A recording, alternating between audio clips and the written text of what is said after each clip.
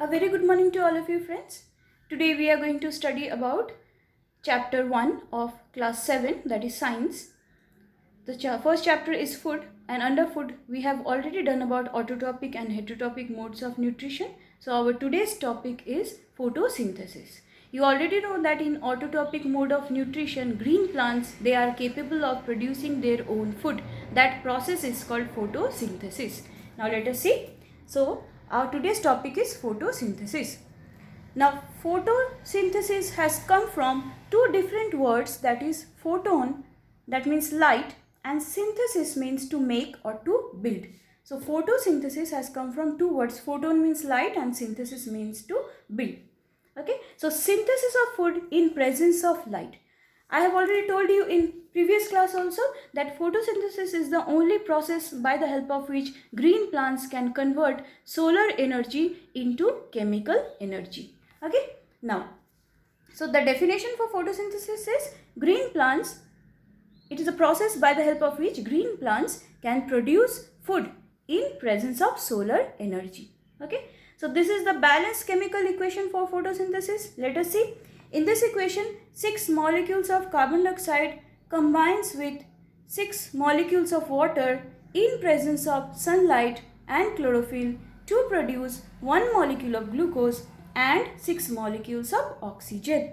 Okay, so photosynthesis is the process in which the green plants in presence of carbon dioxide, water, chlorophyll and sunlight can produce food and oxygen. So once again, 6 molecules of CO2, that means carbon dioxide, reacts with 6 molecules of water in presence of sunlight and chlorophyll to produce 1 molecule of glucose and 6 molecules of oxygen.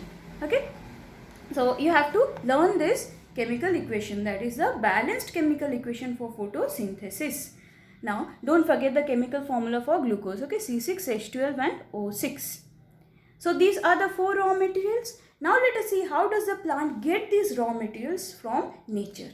Okay, so the first raw material, that is carbon dioxide, the plant gets carbon dioxide from the minute openings on the lower surface of the leaf, that is called stomata. Okay, so carbon dioxide is absorbed by the leaves through minute openings which are called stomata from the atmosphere. Next important raw material is water. Now water is absorbed by the roots and then they are transported to the leaves for photosynthesis. Okay. Our third raw material is chlorophyll. It is a green color pigment that is present in the cells of the leaves. So it is already present in the leaves. And the fourth raw material is sunlight, that is absorbed by the chlorophyll molecules. So this chlorophyll molecule actually absorbs the sunlight. Okay. So chlorophyll molecule absorbs the sunlight and then it converts solar energy, and then this energy passes to carbon dioxide and then carbon dioxide produces glucose. So these are the 4 raw materials once again: carbon dioxide, water, chlorophyll and sunlight. And these are the different ways by which the plant gets these raw material for itself. Okay, we also have a diagram in our book, Prachi book. Okay, so you will draw this diagram. Here you can see that in this diagram, here carbon dioxide is being absorbed by the stomata. Okay, then water is absorbed by the root system. So 2 raw materials, sunlight is present. Okay, and chlorophyll molecules are already present in the leaves. So we get 4 raw materials and they convert all these 4 raw materials, they convert the carbon dioxide and water into, see here, glucose or food, and oxygen is released as a byproduct. Okay, so please draw this diagram in your class of copy wherever you have written about photosynthesis. Okay, so please draw this diagram. Okay, it is very important from the point of view of examination. And then we will see the different factors on which photosynthesis depends. Okay, so the factors are light, nature of light, carbon dioxide, water, temperature and chlorophyll. Okay, light. Now how does photosynthesis depends on light? If there is sunlight, then photosynthesis will occur. So the rate of photosynthesis increases with light, because you know during day photosynthesis occurs, but during night photosynthesis does not occur. So light is an important factor for photosynthesis. Okay, nature of light. Now you will read in higher classes that nature of light is also very important for photosynthesis, because these chlorophyll molecules, they can absorb only the red light and the blue light. Okay, you know Vivgyor, you have read about Vivgyor 7 colors, but these chlorophyll molecules, they can absorb only the blue light and the red light. They don't absorb green light, because a leaf appears to be green, so it is actually reflecting green light. That is why it looks green. It is not absorbing green light. Mind you, our hair looks black because they are reflecting black. They are not absorbing black. Okay. So nature of light is also important. Blue and red light, they are more important for photosynthesis.